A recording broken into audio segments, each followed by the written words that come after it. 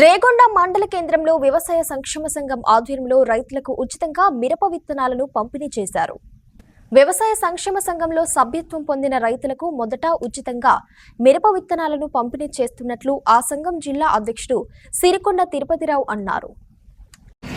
జయశంకర్ భూపాలపల్లి జిల్లా వ్యవసాయ సంక్షేమ సంఘం ఆధ్వర్యంలో రైతులకు ఉచితంగా మిరప విత్తనాలు జనతా 5531 సెగ్మెంట్ ఇవ్వడం జరుగుతుంది. మా ఆలోచన ప్రకారం సొసైటీగా ఏర్పరిచి రైతులకు అవసరమైన ఎరువులు, విత్తనాలు, పురుగు మందులు అందుబాటు ధరలలో ఇచ్చి రైతుల వ్యవసాయ అభివృద్ధికి మా వంతు ప్రయత్నం చేయాలని ఆలోచన. రైతులను సంఘటితం చేసి సభ్యత్వాలు తీసుకొని సభ్యులకు మా వంతుగా కొన్ని కంపెనీల వారి సహకారంతో ఉచితంగా కొన్ని ఉత్పత్తులు ఇవ్వడం జరుగుతుంది.